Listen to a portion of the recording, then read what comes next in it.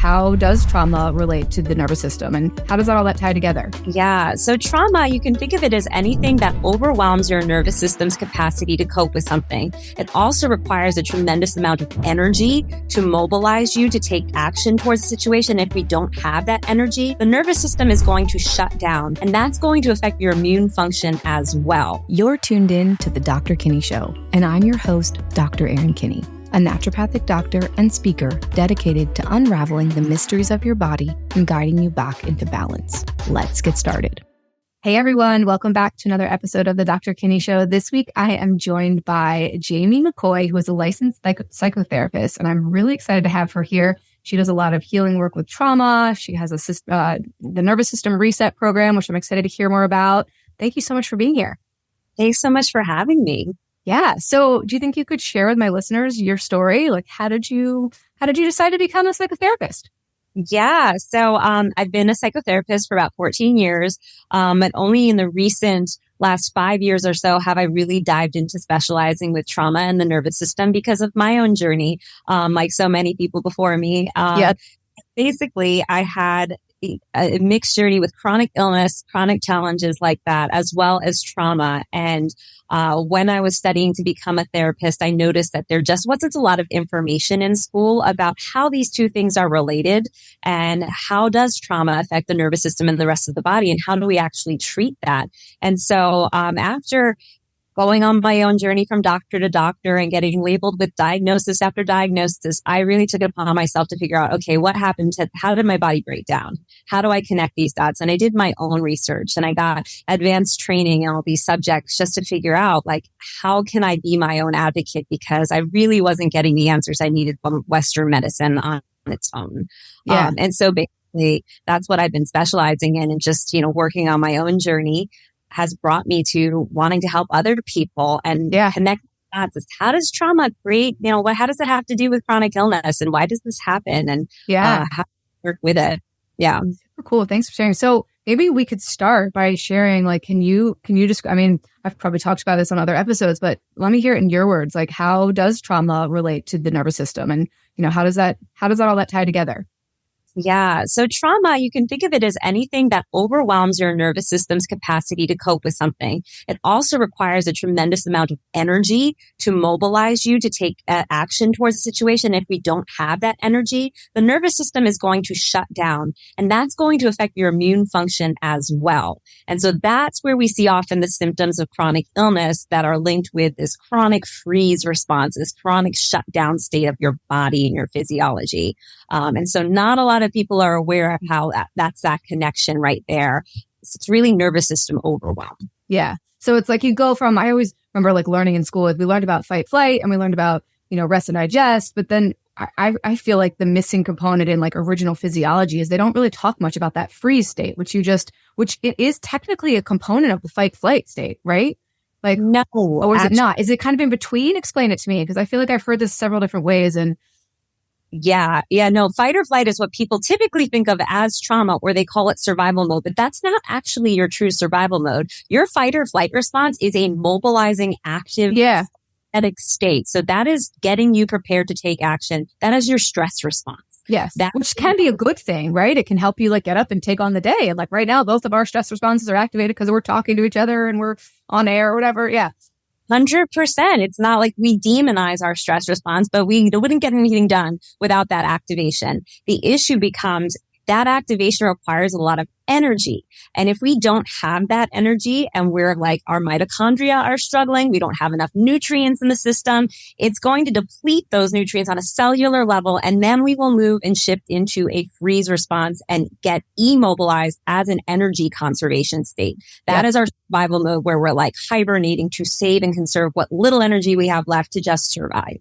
So the body's just like, I'm shutting down. I'm done. I'm going to like hunker down and be like this. And I'm going to, just freeze essentially.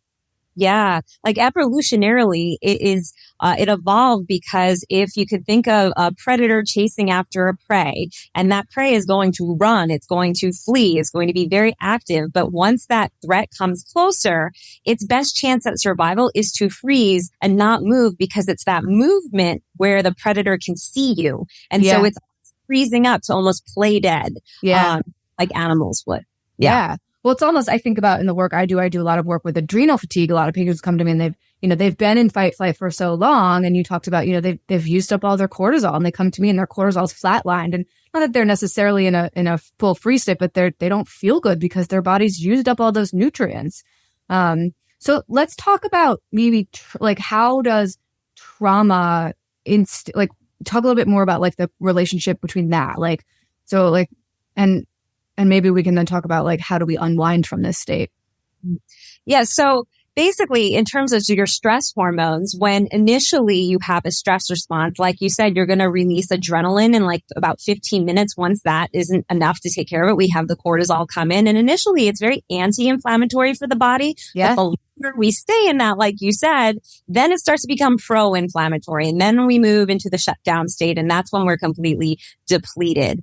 And so we want to work on both giving the body time, space, and then rebuilding energy and creating a feeling of safety within the nervous system so that it can get the message that it's okay, that we can come out of this, that we have enough on a cellular level and also within our environment that we can now move back into being engaged with the world again.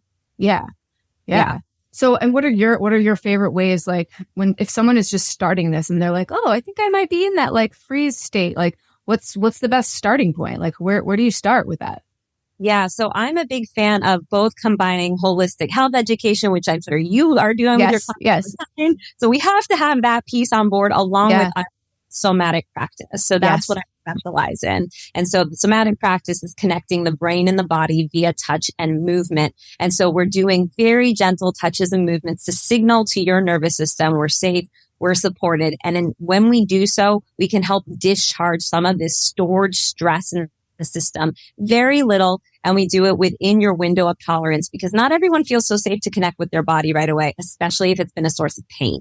Yes. So the work and tailor it to the individual. So we look at where's your capacity at that moment for that touch and movement, for that connection. And so I do this by first having everybody start learning their system, learning to track the different states of their nervous system, learn their patterns, what's triggering these states and getting that awareness on board. And then we do simple things to help connect your brain with your external environment before we go into the body. So it really depends on the person, but we just kind of experiment with those different practices. But that first step is really tracking your system and seeing where you're at. Yeah. And starting to probably reconnect. I mean, I feel like part of that freeze state, right? You almost disassociate from the body, right? Is there some of that goes on for a lot of people?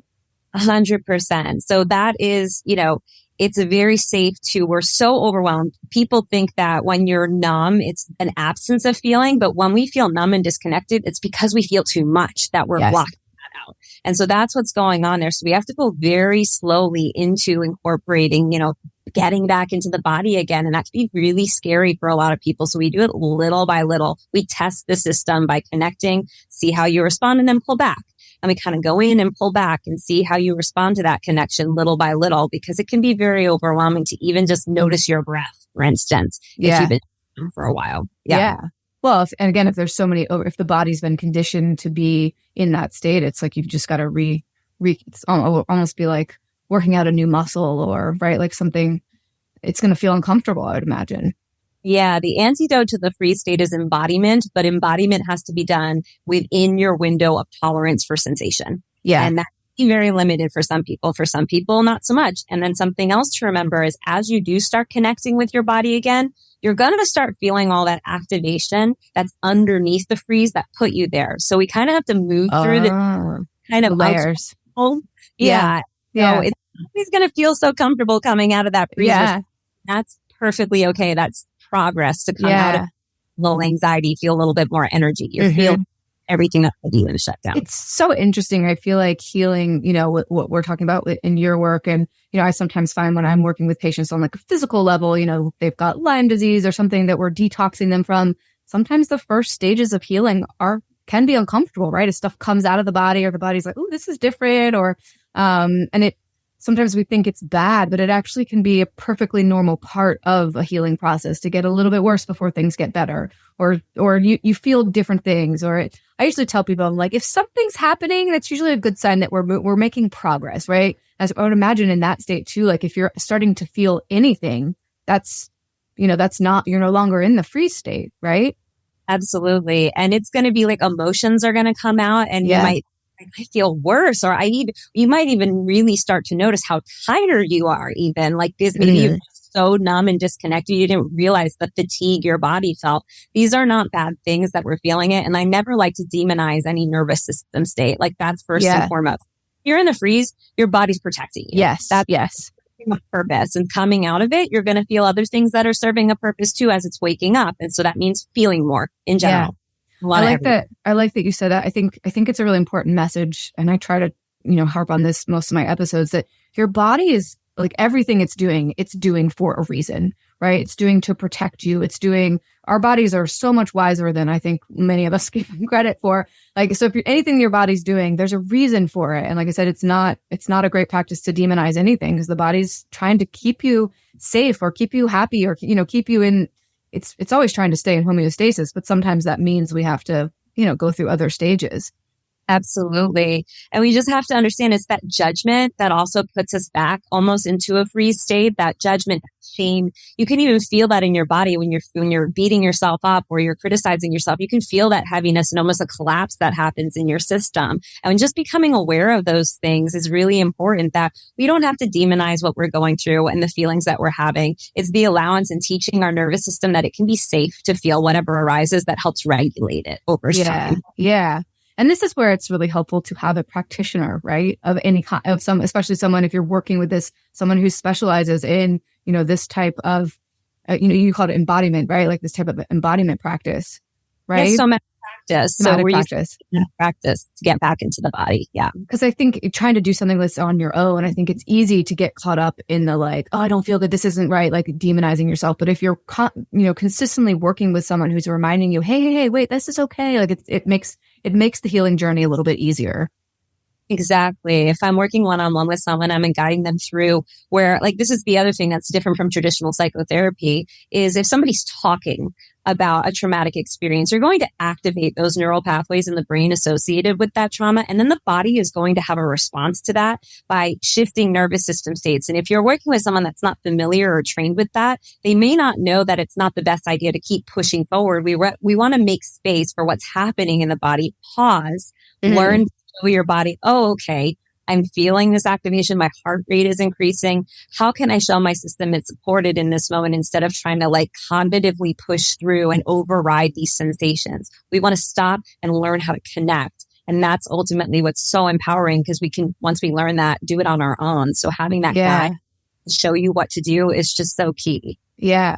It's really interesting. I started working with a somatic or embodiment therapist a couple of years ago. I'd done talk therapy and it took me about a year for me to get out of, I'm constantly like over analyzing from that, that like intellectual state, being like, well, I'm feeling this, but never actually really like pausing and connecting. And my current gal, every time I get on the phone still, she'll be like, okay, wait, let's pause. Let's like feel into your body. And it's such a nice reminder, but I've been amazed at the difference.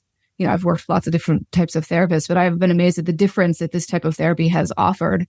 Yeah. I mean, it's that recognition and acknowledgement. That's how our nervous system wires in the first place. We have that co-regulation with another figure, our primary care figure, to help rewire our nervous system. And having that moment as babies, being able to explore our environment and feel safe in an environment to explore what we're feeling, what we're noticing. You can just think of so much that for many of us, it doesn't happen where we don't feel safe and we kind of shut those feelings down because it feels unsafe to be in our body. We don't explore these things. We want to cut those sensations off because they're uncomfortable. So ideally having a third party that can be there, a neutral person to guide you through what's happening, it's sort of mimicking that relationship that ideally we were supposed to have. Oh, that's interesting. Yeah. And like giving the body what it needs in that sense. Yeah, it's just having that co-regulation and borrowing from someone else's nervous system to help shape yourself. Yeah. That's really cool. So do you have when you're working, do you do a lot of breath? What are some of the other practices that you kind of work into your program? I'm sure there's other things that you do, right? Yeah, so I don't work with the traditional type of breath work because with traditional breath work, you're manipulating the breath. And that I gotcha. Activating for a lot of people. Yeah. Then you can also get caught in your head. Am I doing the counting right or whatever it is? So the way that I like to work with people through breath is simply noticing the patterns arising right now. and then connect that. And so simply noticing, okay, is my breath moving down? Is it staying kind of shallow up in my throat? Does it even get down to my chest? Does it get down to my belly? And just simply noticing and seeing what happens if we make a connection to that. Does it shift? Does that breath shift? If I put my hand on my chest, does that help the breath move down? These types of ways. It's very gentle. It's very different. Gentle. I like that. Yeah. So these kinds of simple practices like that are what I really like to use. Yeah. Because that's exactly what I'm sure someone who's like experienced trauma and has been in a freeze state, they're not going to want to go do like, oh, hey, let's go do some Wim Hof breathing. That might be very activating. Yeah, way too stimulating. And so we just first noticed, like, even just laying on a surface, can you feel the back of a chair supporting you? Can you feel your feet on the floor and how you are supported? And if you are, what happens? Yeah, notice, sit back. What's happening? Yeah. Just take time to simply notice, like, what happens if I don't have to hold my body up, if I have something supporting me. So just like allowing yourself when you're in that freeze response to just really fully collapse into that, giving your body the support it needs instead of forcing it to do anything beyond its capacity. That's all we're trying to do. Yeah, it's almost like giving it's like practicing micro moments of feeling supported, which is allowing the nervous system to be like, oh, I am okay. I am safe. 100%. It's just constant cues of safety and support. And especially like, it's not about avoiding getting anxious. It's not about avoiding shutdown. It's about, okay, these things are going to happen. I'm going to always move in and out of these states of the day. So what can I do throughout the day to remind my nervous system, hey, I hear you. I'm here. I'm connecting.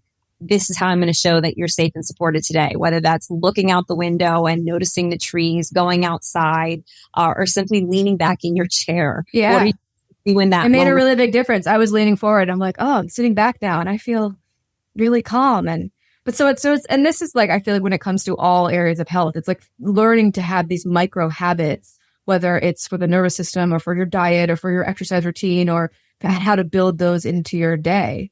Right. So I imagine like you've got to be training this constantly because if you've been stuck in that state, your brain, that's where it's going to go to naturally. So it's like we have to unwire that.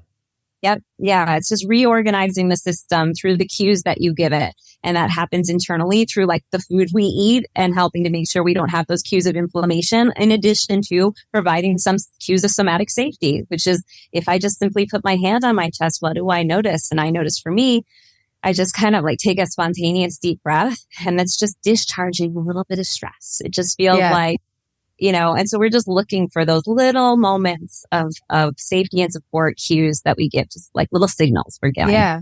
And I feel like when you start to incorporate the type of work that you're doing with, as you mentioned initially, like, some other holistic health, working on diet, working on sleep, working on the other like pillars of health, those aspects of your health are going to get better so much faster if you're doing the nervous system work. It's very hard. I find, I treat a lot of women, as I said, with adrenal fatigue and hormone issues and thyroid issues. And if their nervous system is either stuck in a really activated state or if they've gone to that freeze state, it's hard to make changes in other places. Like it's, they might be doing, quote unquote, doing all the other things, especially if they're constantly in like the hyperactive. They're like, I do all the things, but they might not feel the changes because they're not doing this aspect of what we just talked about, like the little micro moments of telling the nervous system it's okay. Exactly. It's more like showing the nervous system, because this is where like cognitive behavioral therapy doesn't exactly work for rewiring the nervous system. You can't tell yourself, I'm okay, I'm safe. You have you do have to feel it. Yeah. In your body. And so we experiment with ways that we can show that for your body. And we experiment like, what happens when we do this? And what do we notice when we do this touch? And is that too much? And we're constantly working within that window of tolerance so that that cue does feel safe. It does. Yeah. And not to say that I'm sure you support CBT therapy as well, right? It could be useful for in a time and place, but probably like a combo of that and this work would also be really beneficial if you're, really working through some stuff. Yeah. I mean, it really depends on the person. And I think every form of therapy has its place. Yes. When it comes to trauma, or if you're in that chronic freeze state, it's going to be more challenging to do other forms of therapy if you don't feel safe in your body, because that's the solution. We need to help bring you out of that freeze with the combination of cellular energy and the foundations that you work with, along with bringing that cue of safety. Like I can feel safe to come out. Yeah. And this seems like this may be like a better place to start again if you're in that And maybe then you'd move forward to another type of therapy once you're like, okay, I've got this down. I feel safe. I'm okay. I can now maybe go intellectualize whatever else I want to think about. Right. Because if you have that somatic safety and you know how to support yourself and regulate your nervous system, then when you are talking about these really hard things and you do get that activation, you know what to do to support yourself in that moment so it doesn't overwhelm you and come back to a shutdown. So we want to have tools so that we can stay regulated when we do talk about these difficult things. Yeah. Yeah. It's so cool. So tell me about how you work with people. You work with people one-on-one. You've got a group program. How do you work with people? Yeah, so I offer a mini course on the nervous system called the Nervous System 101. So that's for people who want to get started with just basic somatic practices, learn the difference between stress and trauma and the different states of your nervous system and begin tracking. And then the Nervous System Reset is my intimate group program where I work with people every week. And it goes much deeper into other pillars like neuroinflammation and how does brain inflammation affect trauma, because that occurs when we have trauma, but also when you have other things that go on with your health, it makes it very challenging to rewire the brain and nervous system when that is going on. So addressing that and detoxing and cleaning up. And so nutrition is a part of that as well as and just, mostly generally, like how do we deal and process with these sensations and feelings we have in a way that doesn't overwhelm the nervous system? Yeah. And so that's a 9-week program that I run. Yeah. Very cool. And people can find that on your website. You've got a great website. And you hang out on Instagram a lot. I know I follow you on Instagram. She's got great reels, great content. Yeah. So those are the best places to find you, website and Instagram. Yes, definitely on there. And then if people do want to work one-on-one, generally, people who go through my nervous system reset, they have the option to work one-on-one with me through the program and after. Oh, very cool. I open up my calendar at some point this year, for new people, but we'll see. We'll see. Yeah. There's been a lot of trauma in the last few years. Yes, it's definitely a lot of people with support. Mm-hmm. Yeah. Yeah. It's been an interesting time. I actually was going to ask you what your thoughts are in the last few years. Have you seen an uptick in the work that you've done? Like in people needing this work? I feel like everyone needs so much support right now, given what we've been through as a human race. Yes. I feel like there has been a collective trauma. I mean, I feel like I'm to deny that was, that wasn't traumatic for us to go through. It was kind of a big thing that, that was a very traumatic event that happened. We all are collectively experienced that. And also trauma happens in a disconnection. And we were very disconnected from each other. So disconnected. Yeah. Oh, I think it's so key to kind of rebuild through connection, that having that connection with ourselves, with other people. And so I do think it's really necessary, especially the more isolated people have become, then that freeze response gets deeper. And so I think it's crucial. Yeah. Well, as you talked about, using that co-regulation, right, with another person's nervous system. I mean, you think about for that whole time during 2020, if you lived alone, you weren't with anybody. Or I think about I was home with 2 little kids and we were all very dysregulated because I was super stressed out. My kids were stressed out. It's hard to co-regulate if both people are in a little bit of a spiral. So I think now more than ever, and I talk about this on most of my episodes, it's good to have somebody to help you along, to get your nervous system back to a good regulated place. Right. And like I say, if you are living alone, I always recommend using nature. You can use nature as a regulating resource. Pets. Oh, that's great. Yes. Things that if we have trouble first connecting with our body, I always recommend people start with nature and pets, where it feels safe. It feels a little love that versus going to their body. So I mean, these are things that are available to all of us, that we can go outside anytime and have that connection with the ground, whatever it is, but starting with something to help notice, no, this is moving me into a more regulated place in my system when I can take.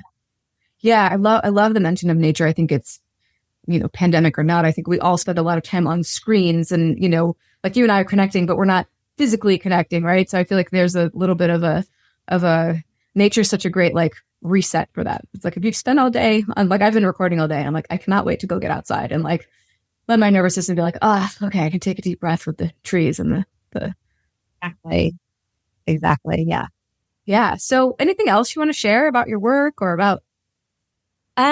Just that I just want people to know that once they learn this information about how to work with their nervous system, it's you have that information and knowledge forever. It's so incredibly empowering to know that and to be able to even have better relationships with the people around you, because then you can start seeing when other people are in different states of their nervous system. And so you can, better assess how to communicate with them. I always use the example of me and my husband. if either one of us are feeling overwhelmed or at capacity, we know maybe that's not the best time to have a really heavy discussion about something that we need to have our functional brains on, to really be able to rationally think through something. And so just being mindful how it shapes your entire relationships around you.